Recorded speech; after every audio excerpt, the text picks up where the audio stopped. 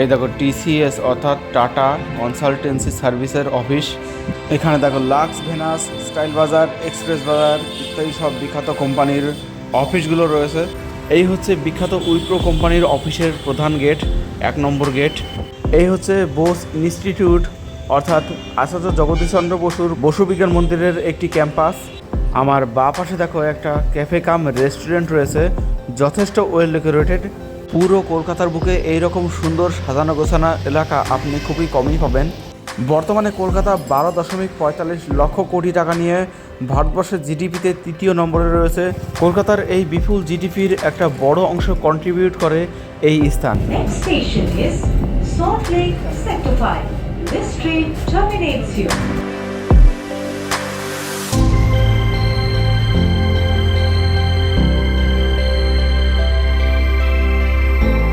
নমস্কার বন্ধুরা, আমি নয়ন ট্রাভেল ম্যাজিকের সিটি অ্যান্ড ট্রাভেল পর্বের আরও একটি নতুন ভিডিওতে তোমাদের প্রত্যেকে স্বাগত জানাচ্ছি। আজ আমি এই মুহূর্তে রয়েছি ভারতের সবথেকে ব্যস্ততম রেলওয়ে স্টেশন হাওড়া রেলওয়ে স্টেশনে। তবে এই ভিডিওতে তোমাদেরকে হাওড়া নয়, আমি তোমাদেরকে দেখাবো সল্ট লেক সেক্টর 5, যে স্থান কলকাতারই একটা পার্ট, বাংলার আইটি হাব নামে যে স্থান পরিচিত। 1960-এর দশকের পরবর্তী সময় কলকাতা মেট্রোপলিটন এলাকায় যেরকম বাড়ছিল জনসংখ্যার চাপ, সেরকম প্রয়োজন ছিল প্রচুর কর্মসংস্থানের। উইকিপিডিয়ার তথ্য অনুসারে তা জানা যায়, এই মতো অবস্থায় ডক্টর বিধানচন্দ্র রায় কলকাতার এই পার্শ্ববর্তী অঞ্চলে একটি নতুন আধুনিক শহর গড়ে তোলার চিন্তাভাবনা করেছিলেন, যেখানে মানুষের বসবাসের স্থানের পাশাপাশি থাকবে প্রচুর কর্মসংস্থানের স্থানও। যে চিন্তাভাবনার পরিপ্রেক্ষিতেই আজকে জন্ম নেয় এই সল্ট লেক। প্রায় 5টি সেক্টরে এই সল্ট লেক এলাকা বিভক্ত থাকলেও সেক্টর 5 তার মধ্যে অন্যতম সেরা এবং ব্যবসায়িক প্রতিষ্ঠান। বর্তমানে এখানে প্রায় 200টিরও বেশি আইটি ফার্মের পাশাপাশি প্রায় 63টির উপরে ইলেকট্রনিক্স ইউনিটের অফিস রয়েছে, যার মধ্যে Godrej, TCS, Ambuja, Lux, Venus ইত্যাদি সব অন্যতম। শুধুমাত্র ব্যবসায়িক প্রতিষ্ঠান নয়, দৃষ্টিনন্দনের দিক থেকেও কলকাতার যে কোনো স্থানের থেকে এই স্থান অনেকটাই এগিয়ে। তো আজ এই সল্ট লেক সেক্টর 5-এর অলিগলি তোমাদেরকে ঘুরে ঘুরে দেখাবো এবং জানাবো এখানকার আরও কিছু বিশেষ গুরুত্বপূর্ণ তথ্য। তো সঙ্গে থাকুন, দেখতে থাকুন travel magic. Salt lake sector 5 Kolkata metro में यात्रा करने के लिए धन्यवाद।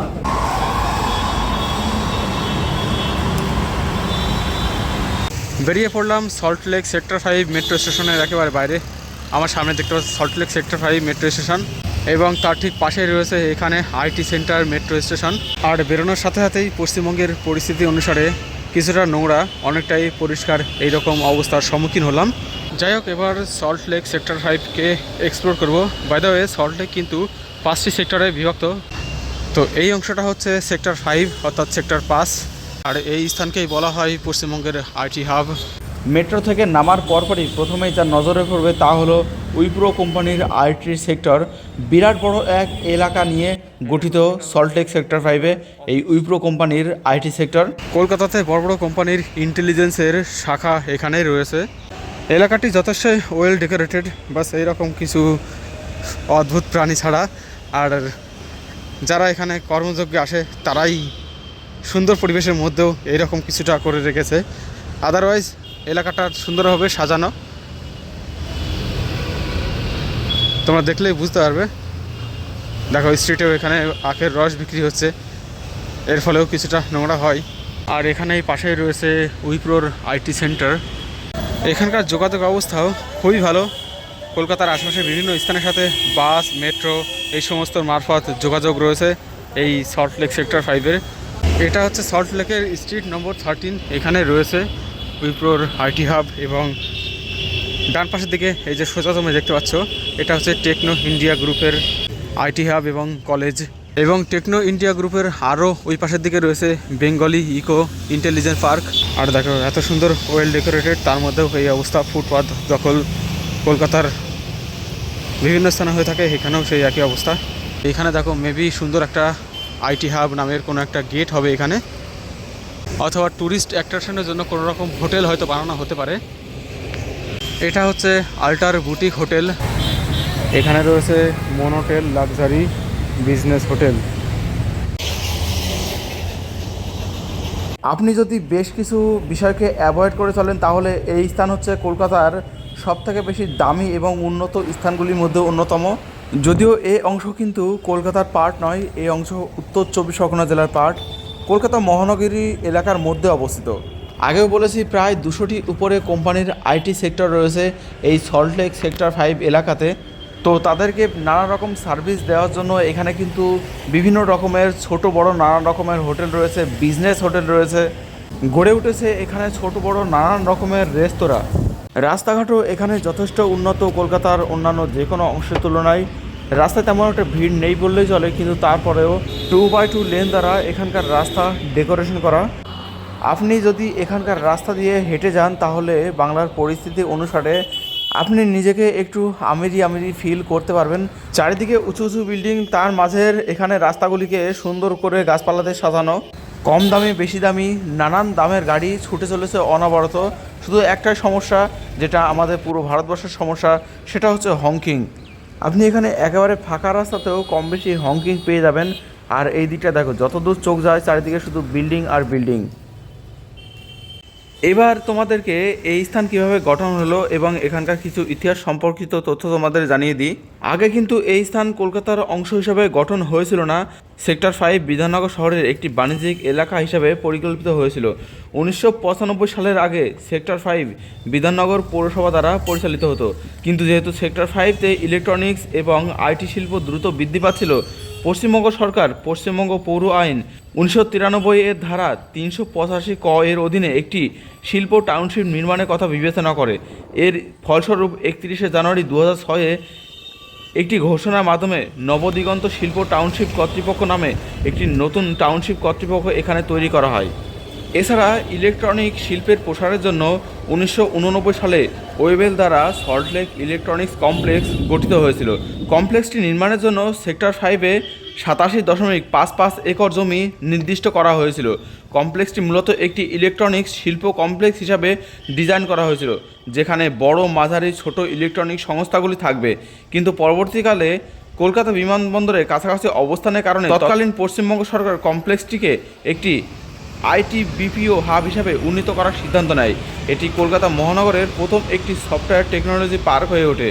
1999 সালে সল্টলেক ইলেকট্রনিক্স কমপ্লেক্সে 135 একর এলাকা জুড়ে 160টি কোম্পানি ছিল। 2006 সালে সল্টলেকে 170টিরও বেশি আইটিইএস, বায়োটেক এবং ফার্মা কোম্পানি ছিল। 2019 সাল পর্যন্ত কমপ্লেক্সটি 150 একর জমির উপরে বিস্তৃত, যেখানে 63টি ইলেকট্রনিক্স ইউনিট এবং 200টিরও বেশি আইটি অথবা আইটিইএস ফার্মের পাশাপাশি অনেক এমএসএমই কোম্পানি রয়েছে। বর্তমানে সেক্টর 5 কলকাতার প্রান্তিক বাণিজ্যিক এলাকা এবং সমগ্র কলকাতা মহানগর এলাকার অন্যতম প্রধান বাণিজ্যিক সেক্টর। 2023 সালের হিসেব অনুসারে এখানে প্রায় 12.3 মিলিয়ন বর্গফুট এ গ্রেড অফিস স্পেস রয়েছে এবং আরও 2.3 মিলিয়ন বর্গফুট এ গ্রেড অফিস স্পেস নির্মাণাধীন রয়েছে। সব মিলিয়ে সেক্টর 5-এ প্রায় 14.6 মিলিয়ন বর্গফুট গ্রেড এ অফিস স্পেস রয়েছে, যা কলকাতা মহানগর এলাকার মধ্যে সর্বোচ্চ। এখানকার বেশিরভাগ বাণিজ্যিক স্থান আইটি এবং বিপিও কোম্পানিগুলি দখল করে রেখেছে। প্রচুর আইটি পার্ক রয়েছে এখানে, তার মধ্যে অন্যতম কয়েকটি পার্ক হলো Infinity Benchmark, Technopolis, DLF IT park, Godrej Water Side, RDB Boulevard, Unitech Infospace, Ecospace business park, PS Srijan corporate park, GP block, Ideal Aspire. এই তথ্যগুলি সবই এখানকার ব্যাপারে উইকিপিডিয়া প্রদত্ত তথ্য, যে তথ্যগুলি এখানকার ব্যাপারে ভিডিও বানানোর জন্য আমি কালেক্ট করেছি মাত্র। এখানকার বাস স্ট্যান্ডগুলি দেখো, সেগুলিও কিন্তু যথেষ্ট ওয়েল ডেকোরেটেড। খুব বেশি প্যাসেঞ্জারের চাপ নেই, কিন্তু তারপরেও বসার ব্যবস্থা কিন্তু রয়েছে এখানে। মানুষজন আসছে যাচ্ছে, বাসও আসছে যাচ্ছে, কন্টিনিউয়াসলি এই কার্যক্রম কিন্তু এখানে চলেই যাচ্ছে। এমনকি রাস্তা সম্পূর্ণরূপে ফাঁকা থাকার পরেও নিয়ম মেনে সিগন্যাল দেখে গাড়ি চালাচ্ছে সবাই। রাস্তার পাশে ফুটপাতের উপরে রয়েছে সুন্দর বসার চেয়ারের ব্যবস্থা। তবে জানি না পাশের এই লেকটি কোনো এক অজ্ঞাত কারণে শুকিয়ে গেছে অথবা শুকিয়ে ফেলা হয়েছে, হয়তো এটাকে পুনরায় সংস্করণ করা হবে।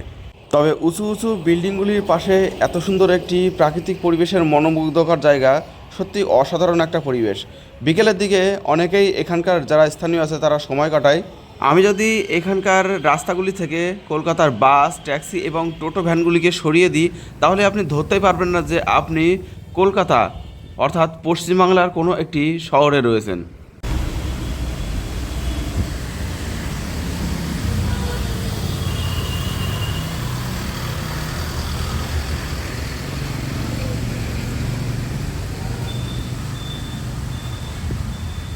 আমরা দেখো এখন এসেছি একটি বাস টার্মিনাসে। এখানকার একটি বাস টার্মিনাসে, যেটা একটি বেসরকারি bus terminus, Nabadiganta bus terminus. এটাও কিন্তু যথেষ্ট ওয়েল ডেকোরেটেড।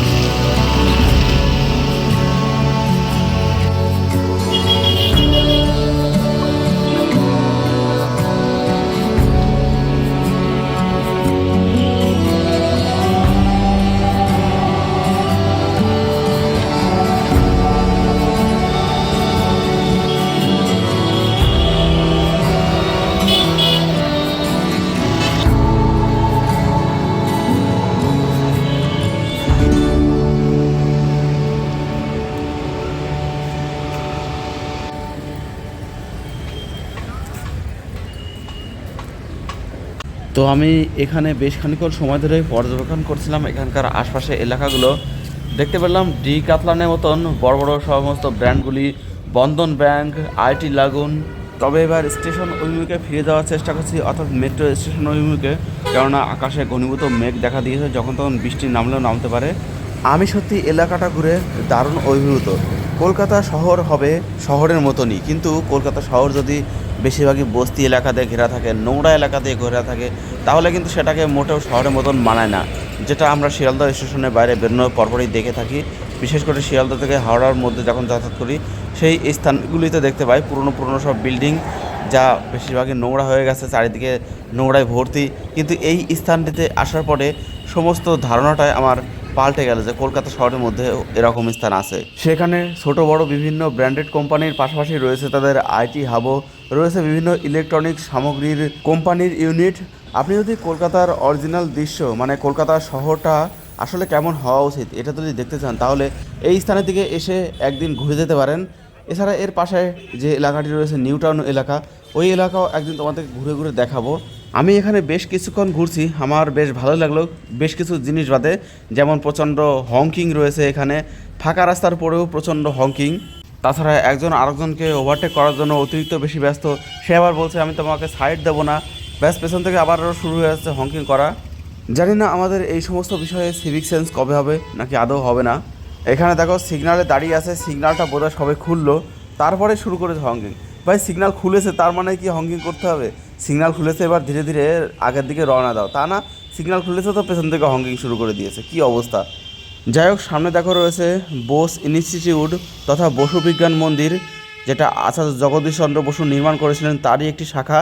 এই বসু বিজ্ঞান মন্দির থেকে কিন্তু আচার্য জগদীশচন্দ্র বসু প্রমাণ করেছিলেন যে উদ্ভিদেরও প্রাণ আছে। আর দেখো নতুন নতুন সব আরও বিল্ডিং এখানে নির্মাণ হচ্ছে, আরও বেশি আইটি হাব, আরও বেশি আইটি সেক্টরের কোম্পানি এখানে আনার জন্য।